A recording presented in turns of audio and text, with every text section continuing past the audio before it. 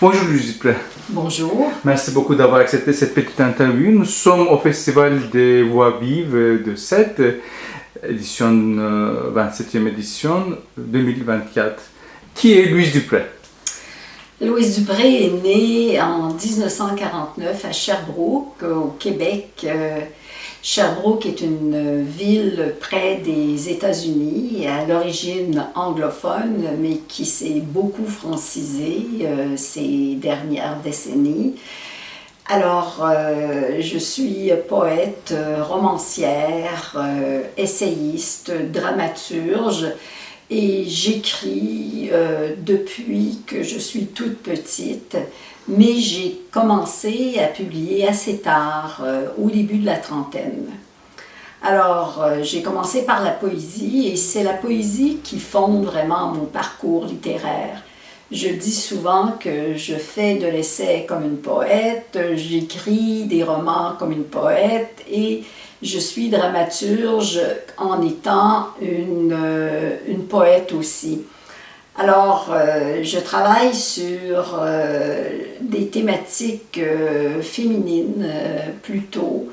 La subjectivité des femmes m'intéresse au plus haut point parce que je trouve que très peu a été dit encore sur la subjectivité des femmes, leurs désirs, leurs souffrances, le lien qu'elles ont à la vie, le lien qu'elles ont à la douleur, à la joie, à la folie. Alors c'est ça qui porte ma présence, c'est ça qui la fonde et effectivement j'écris constamment parce que pour moi c'est une nécessité. Et comment tu as commencé à écrire? Tu as dit que tu as commencé à écrire vers 30 ans d'années, n'est-ce pas? C'est quand tu avais 30 ans. Mais comment tu as commencé et pourquoi la poésie? Ben, pourquoi la poésie? C'est que la poésie me colle à la peau. J'ai beaucoup de mal à m'expliquer pourquoi la poésie, mais c'est qu'il y a eu un courant poétique au Québec, un courant constitué par des femmes qui ont changé la poésie, qui ont construit une écriture qui mêlait les genres littéraires. C'est-à-dire que c'était une poésie, mais souvent une poésie narrative, une poésie qui intégrait la réflexion, qui intégrait la théorie même. Et effectivement, ça nous donnait l'occasion à la fois de raconter notre histoire, d'avoir une posture lyrique, de réfléchir par le biais de la poésie. Donc, c'était une écriture très, très libre. Deuxièmement, ça c'est la vision noble de la chose, la poésie est comme un cri du cœur. Évidemment, il faut travailler aussi, là, je ne dis pas qu'on jette n'importe quoi sur papier, mais c'est un cri du cœur. Et c'est un cri qui vient spontanément et ensuite qu'on retravaille. Alors que le roman nécessite beaucoup plus de temps, nécessite une discipline.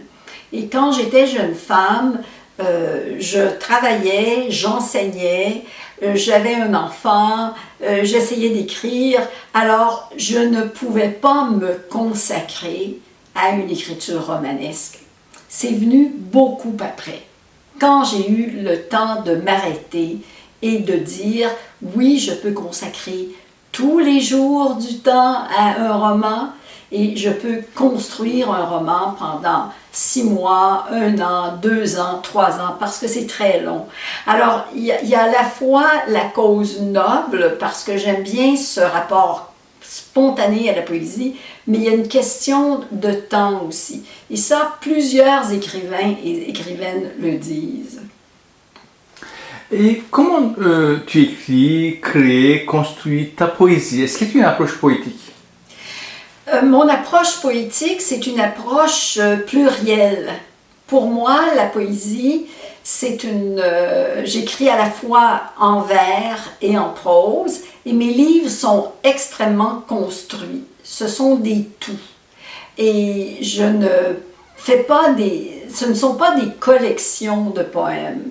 Alors, je fais un livre qui a des parties en vers, des parties en prose, et je superpose les parties, je les additionne. Tout est pensé chez moi. Je ne suis pas du tout une personne qui a une écriture, même si je l'ai dit tout à l'heure, spontanée. C'est le processus qui est spontané, c'est le point de départ qui est spontané. Mais le livre est extrêmement construit. Et je mêle différents genres littéraires aussi. Ceux et celles qui me lisent vont voir qu'il y a une narrativité. Je raconte des petites bribes d'histoire. Il y a toujours des personnages, même minimaux. Mais il y a aussi toute une réflexion. Et le dernier recueil que j'écris, qui s'intitule Exercice de joie, qui a été publié aux éditions Bruno Doucet, est un livre, une réflexion sur la joie dans le monde d'aujourd'hui. Et c'est les gens, les poètes, les auteurs qui t'ont influencé, qui t'ont marqué, qui l'ont laissé une trace dans ta poésie ou dans ta création? Le premier poète que j'ai étudié quand j'avais 17 ans, c'est Baudelaire. Alors, je me rends compte qu'il a laissé une trace, une très grande trace chez moi, une trace qui n'est pas toujours consciente. D'ailleurs, il faut que je me méfie, mais une belle trace quand même. Il y a chez moi un travail sur le mal, hein, les fleurs du mal, et bon, sur la mélancolie, sur le travail, parce que Baudelaire s'intéressait à sa société. Mais il y a chez moi une rigueur. Une rigueur. Évidemment, je n'écris plus, j'écris en vers, mais ce sont des vers libres, ce ne sont pas des vers rimés, mais il y a un travail du rythme quand même qui est déterminant chez moi. Je suis une personne très rigoureuse dans mon écriture, chaque mot est pesé. Chaque mot est compté. Je me dis à voix haute, je suis comme Flaubert qui gueulait ses textes, Flaubert dans son gueuloir. Pour moi, les sonorités, le rythme sont aussi importants que le sens dans le poème. Et premier poème, premier recueil publié, également premier roman. C'était quand? Mon premier recueil, je l'ai publié en 1983. Il s'intitulait La peau familière. Et j'ai publié mon premier roman en 1996. Alors, vous pouvez voir l'écart qu'il y a entre mon premier recueil de poésie et mon premier roman. Mais entre-temps, j'ai fait une thèse de doctorat sur la nouvelle poésie québécoise au féminin, entre autres sur Nicole Brossard, Madeleine Gagnon et France Théoret. J'ai commencé à enseigner dans une université où j'ai enseigné la poésie, mais surtout la création littéraire, qui est une branche au Québec qui est vraiment très importante, où les étudiants font, par exemple, un master, ils ont une œuvre littéraire à créer, ils font ce qu'on appelle un dossier d'accompagnement, où ils font toute une réflexion sur leur écriture et sur leur esthétique. Alors, j'ai enseigné pendant 20 ans à l'Université du Québec à Montréal la création littéraire. J'étais professeure là-bas. Alors, évidemment, quand j'étais jeune professeur, j'avais moins le temps d'écrire que maintenant. Qu'est-ce que tu penses de la poésie actuelle francophone, surtout québécoise? On a une poésie très riche, très diversifiée, qui aborde différents styles, différents presque sous-genres littéraires. On a une poésie lyrique, on a une poésie plus spiritualiste, on a une poésie engagée, on a une poésie qui va du côté du slam, du spoken word. Alors, c'est très, très diversifié. Et on a une poésie qui, malheureusement, n'est pas suffisamment connue. On a de très beaux poètes, de très grands poètes aussi. Et je crois qu'on a on a intérêt à connaître notre poésie, à la lire et à être en contact avec des poètes québécois. La poésie au Québec est connue et reconnue, et depuis la pandémie, on trouve un essor de la poésie parce qu'on dirait que les gens ont été coupés les uns des autres et que ce fait-là porte les gens à vouloir lire de la poésie, être ensemble et essayer de trouver un sens à la vie dans le partage des mots.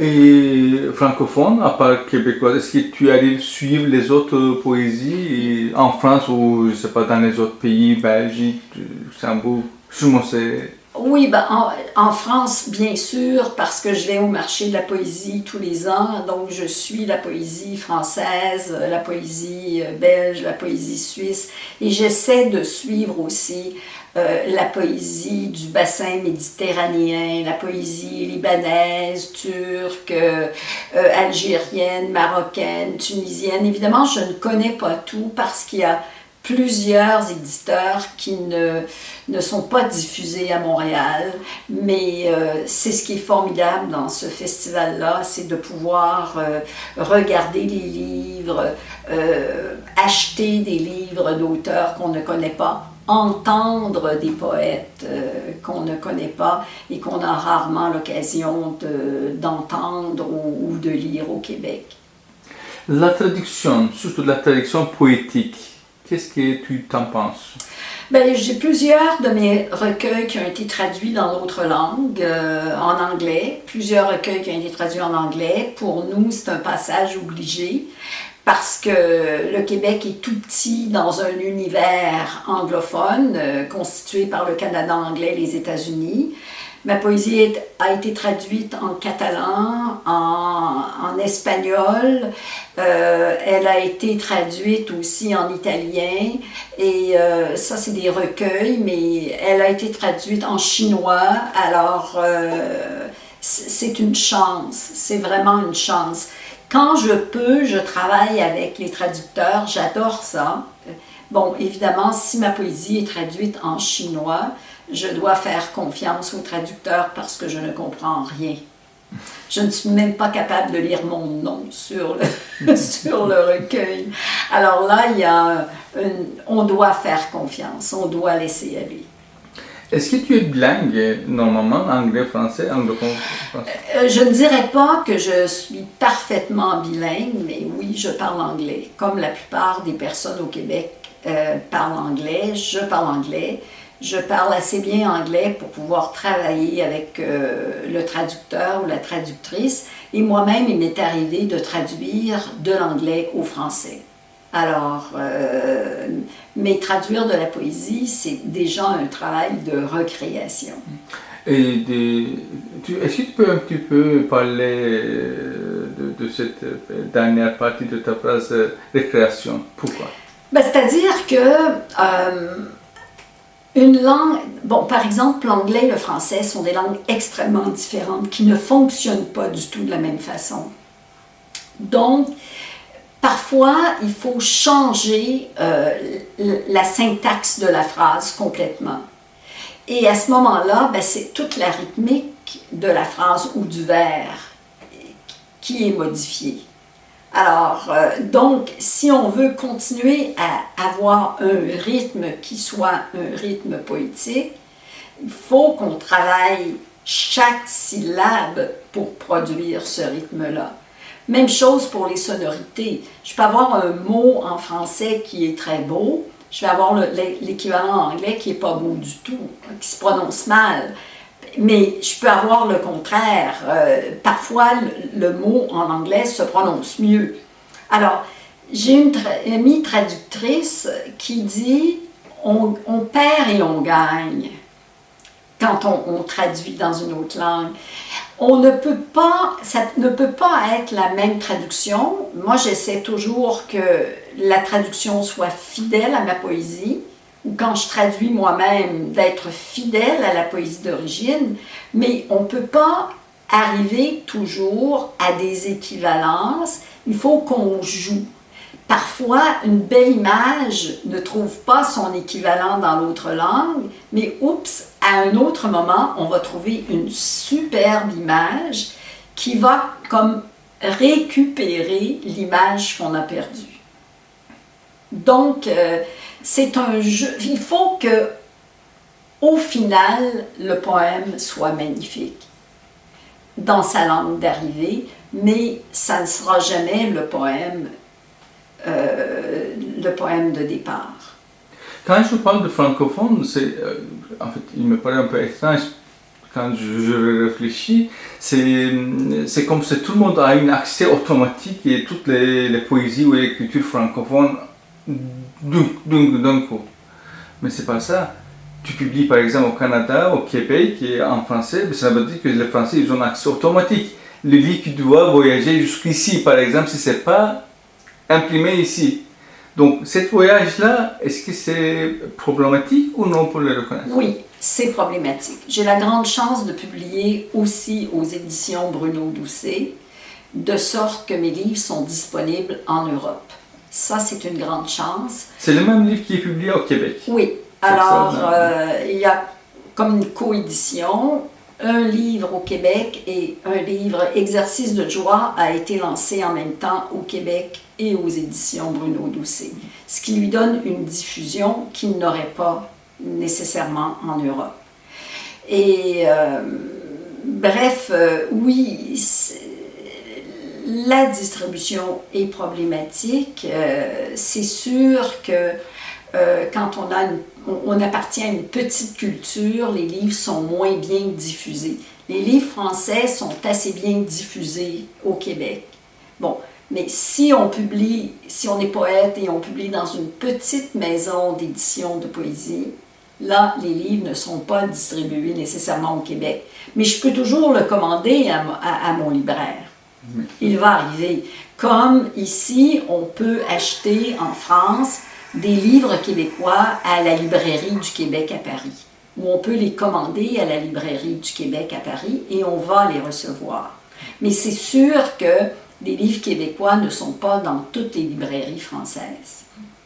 Et la langue française, comme on dit, à l'égard de la langue anglaise au Canada, est-ce que c'est comme on dit, il y a une place privilégiée ou bien c'est être anglophone ou bien écrit en anglais?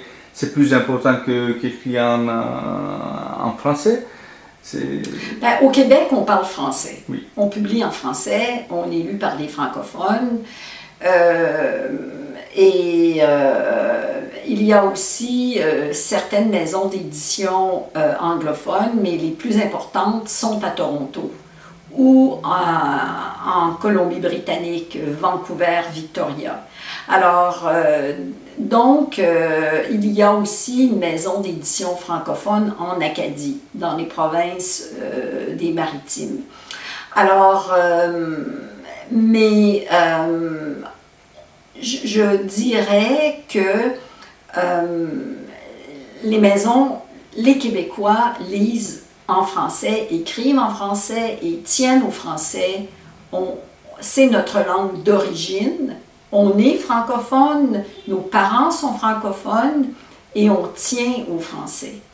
On tient beaucoup au français et les anglophones, c'est la même chose. Ils sont d'origine anglophone et tout, donc ils vont publier en anglais. Mais l'important, c'est qu'il y ait quand même des rapports entre les deux et que moi, je sois capable de lire des poètes anglophones et qu'eux sachent que j'existe et que les poètes québécois existent et qu'on puisse partager ensemble cet amour-là de la poésie. Tous les Québécois parlent anglais aussi? Tous les Québécois, non. Non, la plupart. On peut vivre en français au Québec totalement. On n'a pas à parler anglais. On parle anglais pour le travail. Parfois, bon, c'est sûr que si on travaille dans une grosse compagnie et on a besoin de téléphoner à Toronto 4 fois par jour à des collègues de Toronto, ben là, il faut parler anglais. C'est sûr que parler l'anglais, c'est un atout. Et pour les anglophones, parler français, c'est un atout. Mais en français, le milieu de travail est en français, le milieu d'éducation est en français, on fait tout en français.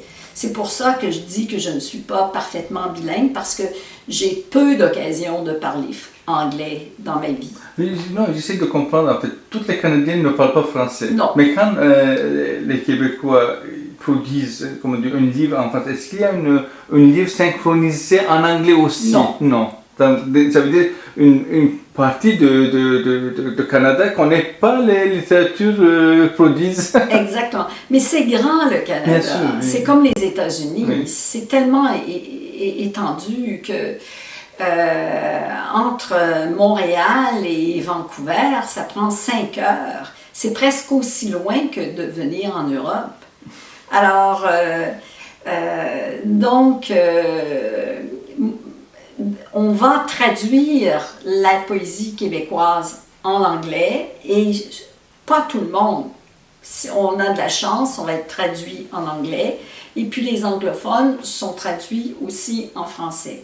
Mais pas tous les poètes. Alors, c'est des pays bilingues, donc il y a un bilinguisme.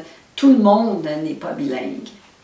La place des femmes dans la poésie, dans l'art, par rapport aux années précédentes, il y a 20 ans, 30 ans, 40 ans, est-ce que c'est changé ou bien c'était...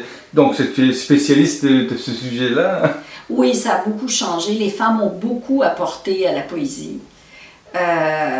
Au Canada anglais aussi. Donc, les femmes sont importantes. Les femmes ont renouvelé la poésie, ont eu beaucoup d'influence sur l'écriture des hommes aussi. Tout ce courant-là de l'intime, d'une parole où on va essayer de parler du corps, de la sexualité, des enfants, du lien à sa famille, tout ça, ce sont des thématiques qui ont été apportées par les femmes.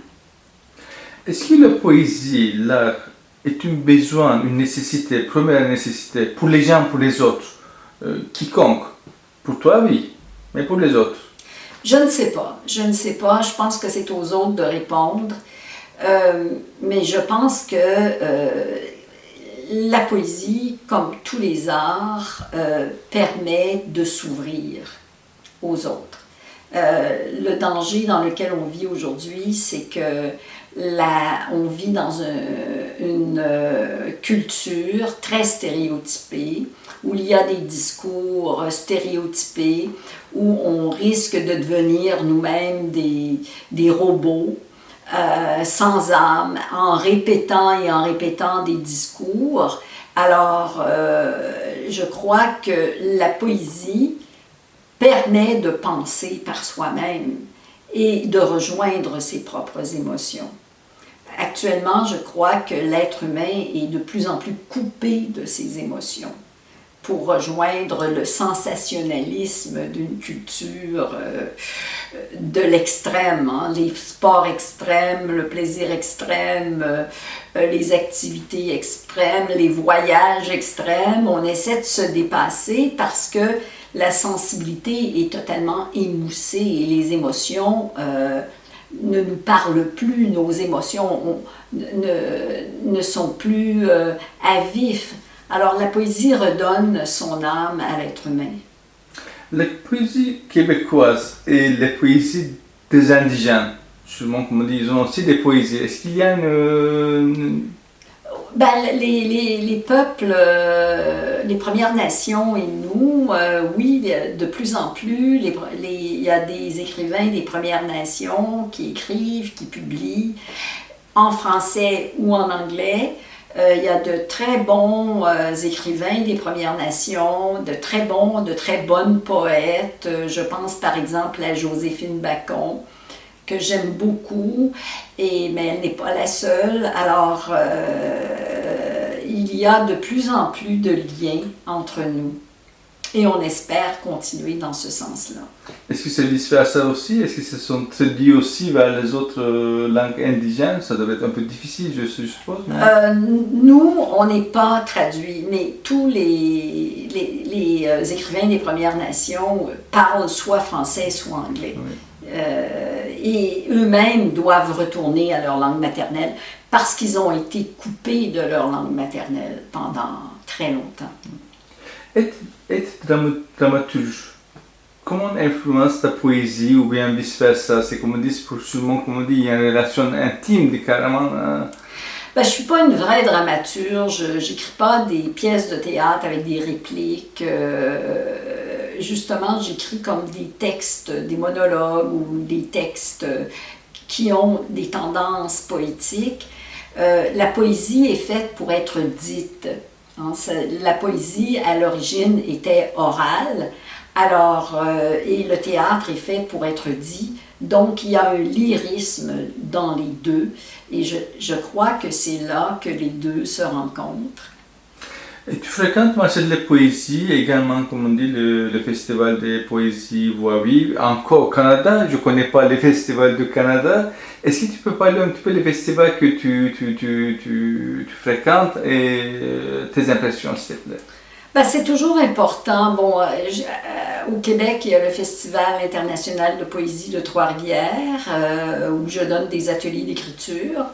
Alors, c'est un festival qui ressemble un peu au festival Voix vive ici, où des poètes du Québec, du Canada anglais et du monde se rencontrent, échangent, sont en relation les uns avec les autres, où ils apportent leurs livres, où ils rencontrent des lecteurs. Ça ouvre beaucoup le public québécois à la culture, à la culture poétique internationale. Et ça, c'est extrêmement important.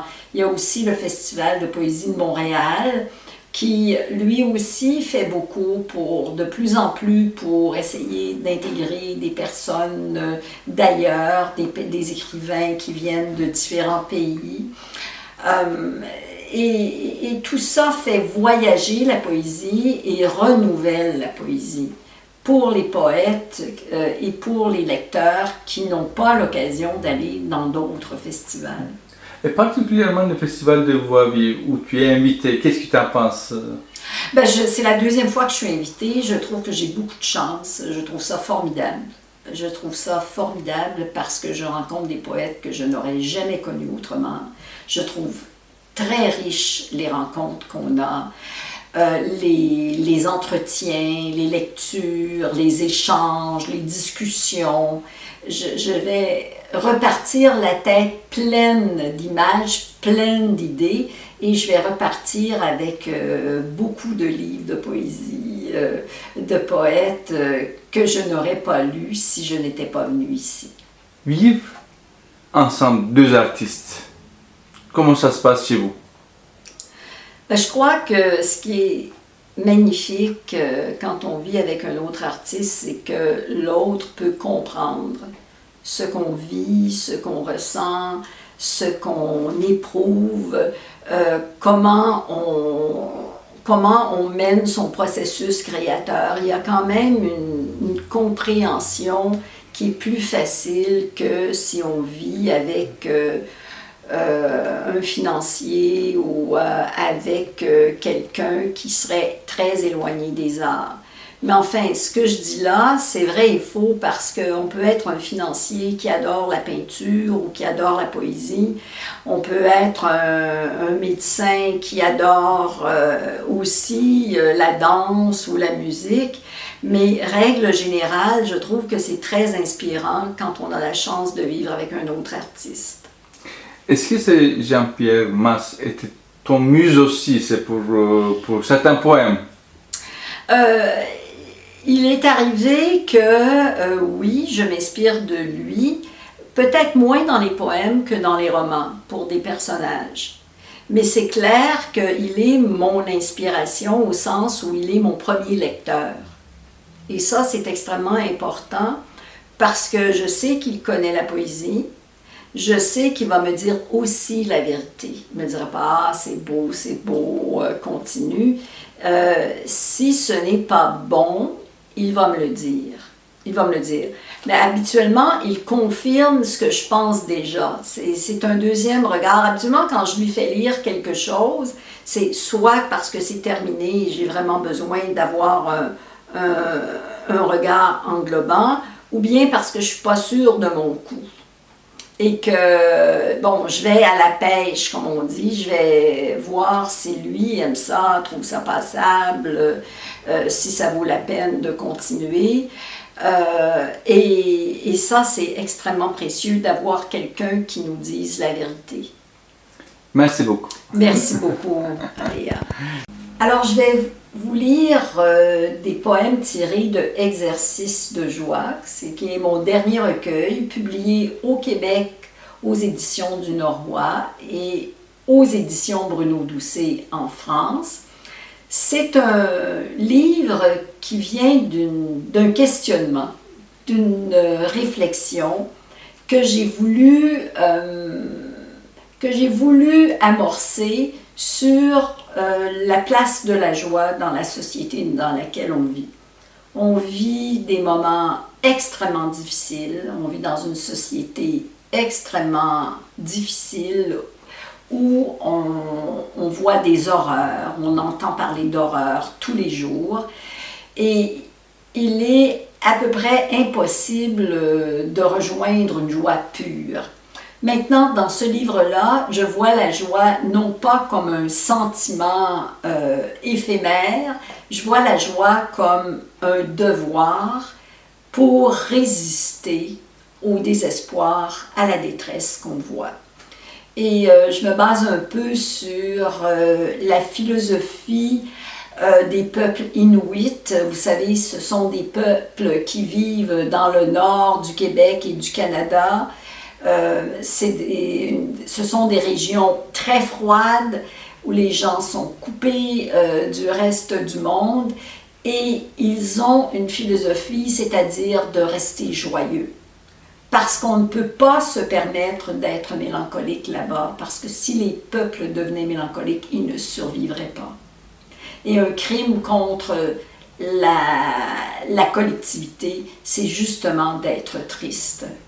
Alors, j'essaie de questionner justement ce que doit être la joie aujourd'hui et je me base, parce qu'on a dit tout à l'heure que j'avais une vision féminine sur mon questionnement de la maternité. Quand on a des enfants, on ne peut pas épouser une vision du désespoir. Il faut qu'on croie quand même pour transmettre de l'espoir à ceux qui nous suivent.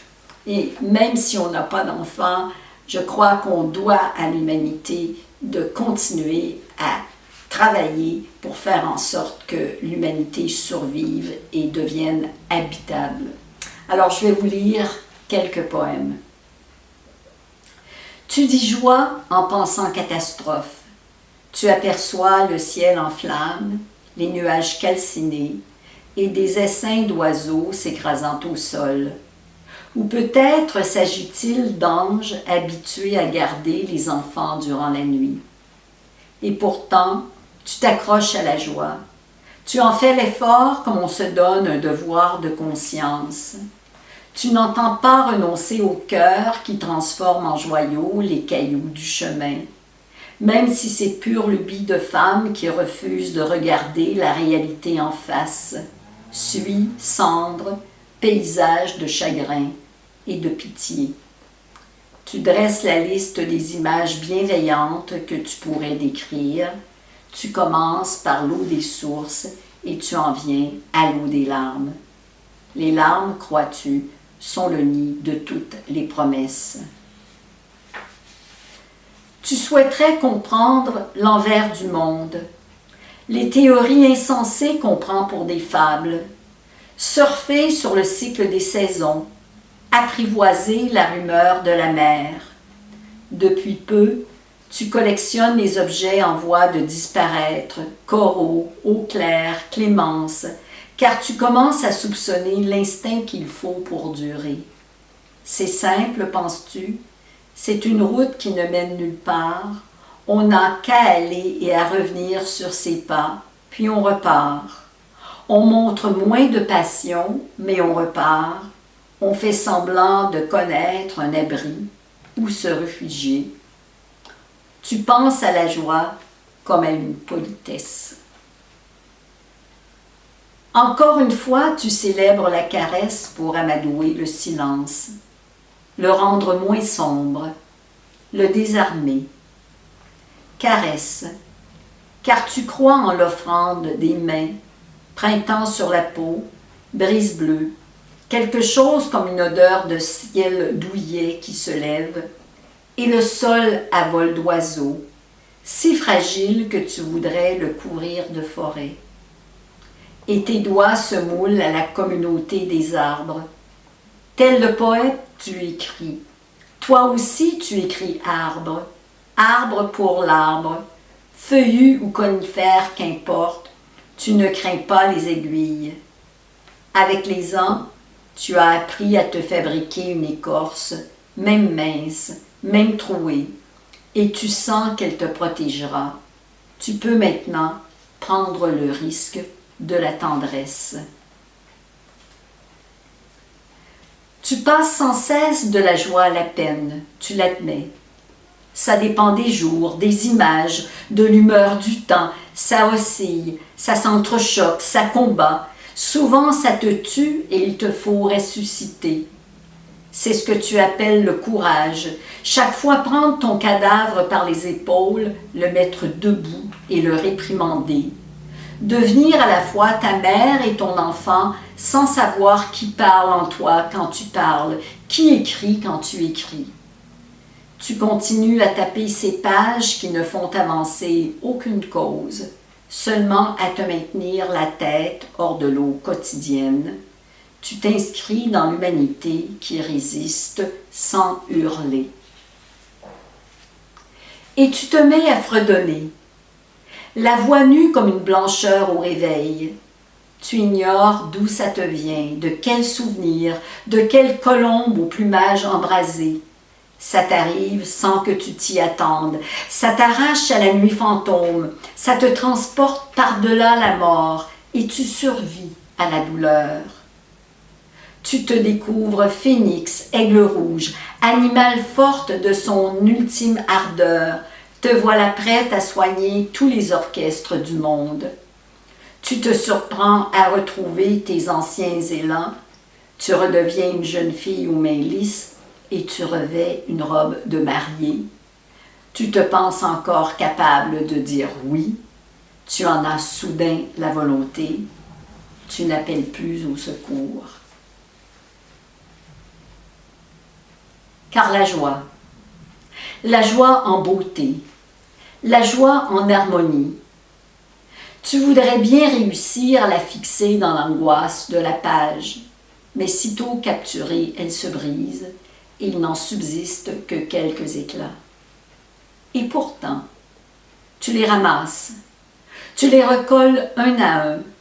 Très tôt, tu as appris à ne rien gaspiller. Tu as connu des fins de mois impossibles, la pénurie des amours, la pénurie des mots, les nuits qui avalent la voix. Tu n'as plus honte de ta pauvreté, ce n'est pas une faute. Tu as cessé de désirer ce que tu n'obtiendras jamais. Il y a encore tant de choses minuscules à sauver, tant d'angles morts à nommer, avant de les rendre à leur oubli. Tu en fais ton exercice du jour. Tu appelles la joie comme si elle pouvait te reconnaître, comme si tu commençais à lui appartenir. Elle n'est plus l'envers de la douleur, mais une élévation, une robe de lumière. Tu le dois à tes morts. Tu sais maintenant qu'ils ne t'ont pas oublié.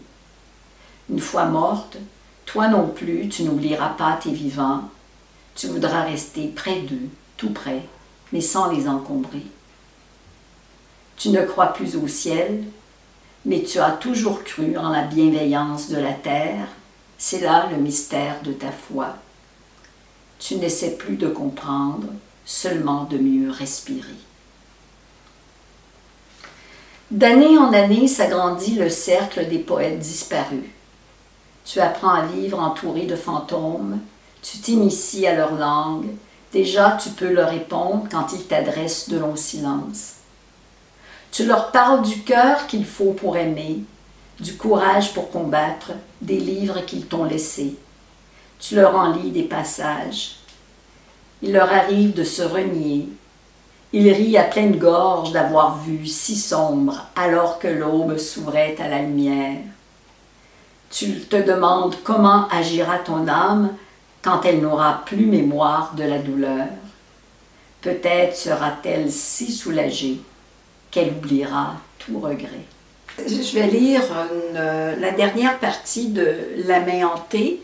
La main hantée, qui est un recueil sur la mémoire immémoriale. Donc, la main hantée, c'est la main qui écrit, hantée par l'histoire. L'histoire de l'être humain n'est pas l'histoire nécessairement récente, l'histoire qui remonte à l'être humain préhistorique, mais avant ça, à l'être humain quand il était encore un animal, un insecte, un rat, un primate. Et donc, j'essaie de voir tout le côté animal en l'être humain.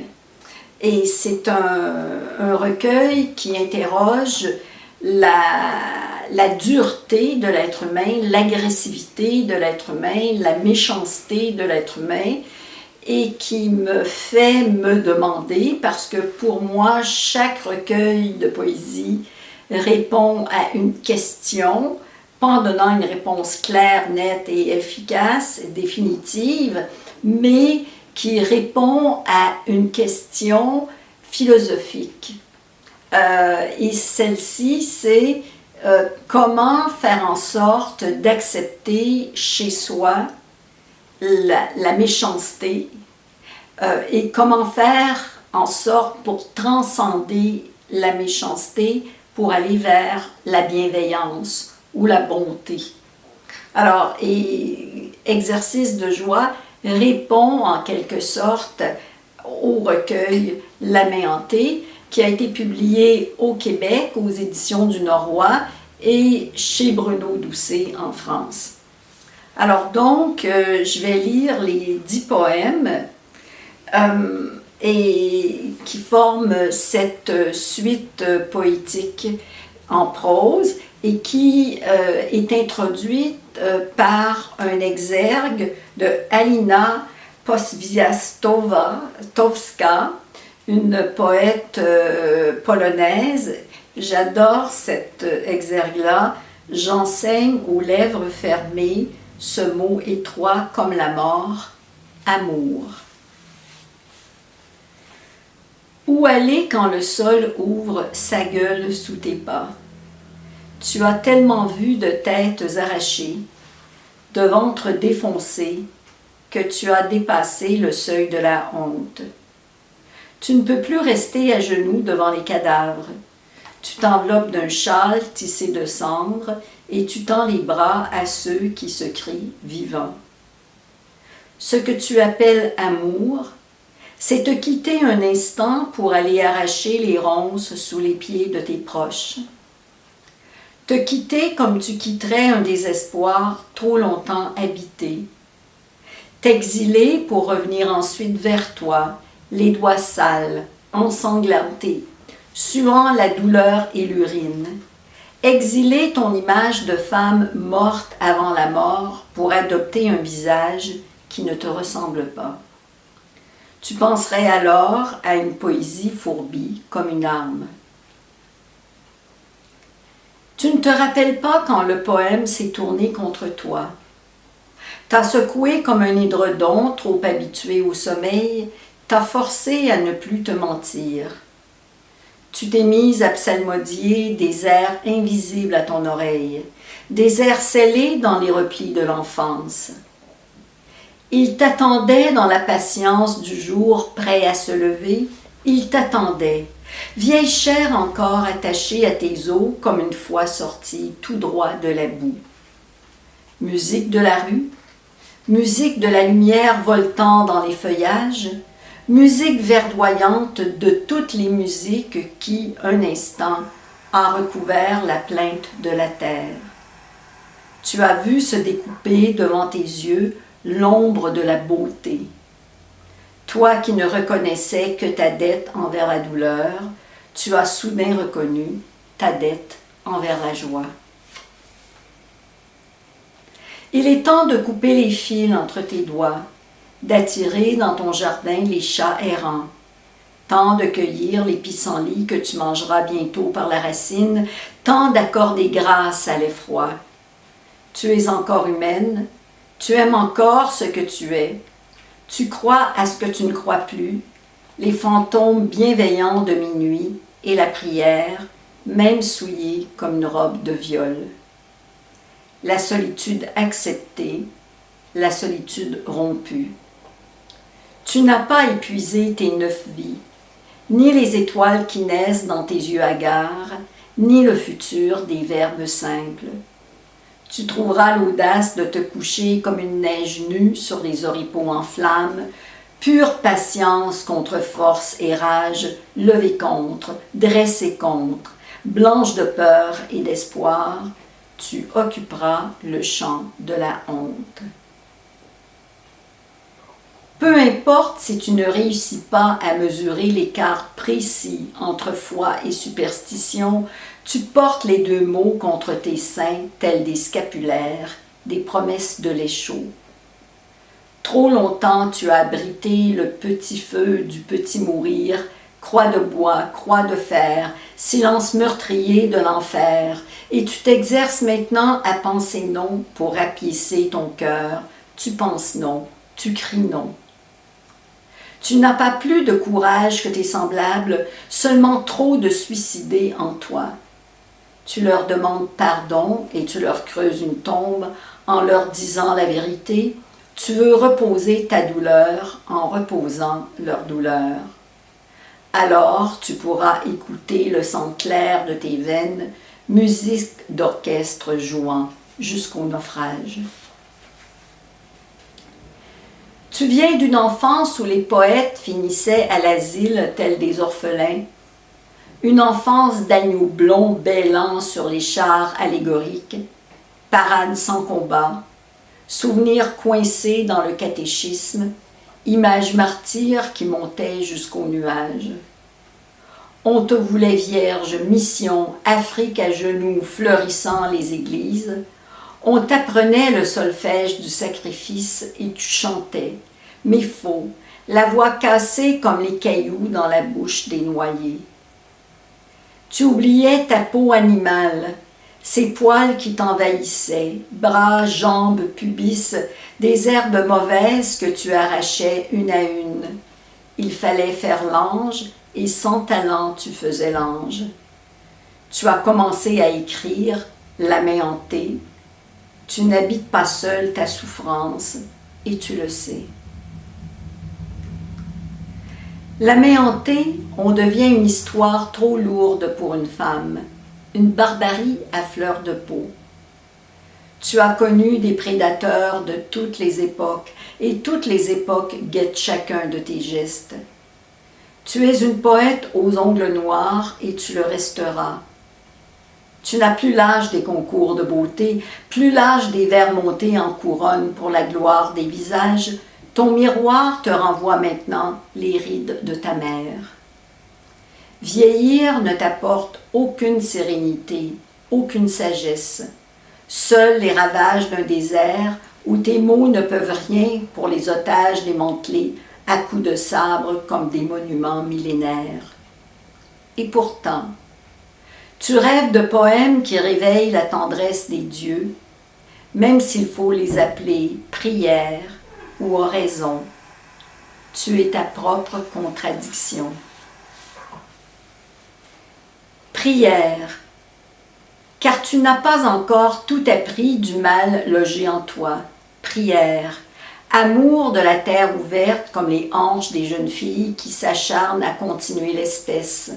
ventre rond de l'avenir contre toute raison, vergers en fleurs, vergers en fruits, car il faut nourrir les enfants des femmes.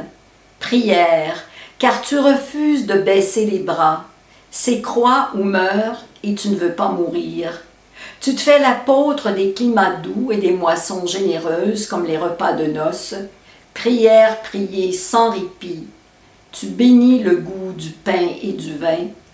Les rituels qui s'attardent jusqu'à la nuit, baisers offerts en secret à des divinités bestiales. Prière primitive, car c'est de là que tu viens. C'est ce qui t'a donné le courage de construire des arches pour les déluges. Tu es païenne et tu entends le rester. Païenne, oui, tu le resteras. On t'a obligé à traduire tant d'épopées au collège que ton crâne est aussi peuplé que l'Olympe. Tu appartiens à un vocabulaire de légende et tu entends encore la grandeur de police quand tu écris politique, comme si tu pouvais exiger du ciel un peu de dignité. Heureusement, tu as appris à tenir ton crayon de la main gauche. Côté cœur, c'est croix ou croix. C'est le sang des alliances et des fêtes, même si elles ne durent pas une éternité. Tu fais l'inventaire de tes armes, papier, crayon, clou, marteau, doigts, bouche, langue bien pendue, langue capable de ressusciter les idées mortes. Tu n'as pas encore perdu la mémoire. Car ton ventre réclame, ton ventre appelle, la cyprine, la sueur, le vin de la communion et celui de l'ivresse. À nouveau, tu reconnais ta soif. Tu secoues les linceuls pour en faire des nappes. Tu ne supportes plus qu'on bafoue l'instinct de la lumière. Ici, c'est maintenant. C'est l'humiliation de n'être personne. Ici, c'est partout. Les mêmes larmes, les mêmes armes, mais l'amour plus grand que la peur. Tu as encore l'audace de redresser ton prénom et tu le redresses chaque matin comme un devoir de conduite, un exercice semblable à ces conjugaisons que te faisait répéter ta mère le soir après l'école. Un jour, tu as cessé d'écrire « je ». Tu ne te rappelles plus pourquoi. Tes souvenirs avaient failli à leurs images. Telle une promesse alcoolique, jour après jour, la guérilla de vivre. Forêt grouillante, forteresse de l'âme à assiéger. Tapis dans ta chair, tu épies tes moindres faiblesses, tu ne te fais pas de quartier. Il y a longtemps que tu penses noir, que tu vois noir, que tu parles noir en plein soleil. La nature humaine est incurable, tu le sais depuis longtemps, tu es nombreuse en ta solitude. Ce n'est pas une consolation, tout au plus un constat. Tu n'as pas fini de compter les chaises vides autour de toi, et tu les observes du coin de l'œil en jurant que tu ne t'y assiéras pas. C'est debout que tu veux t'habiter, debout parmi les vivants. Tu veux apprendre à dire « nous » comme si tu lançais un appel à témoins. Merci beaucoup.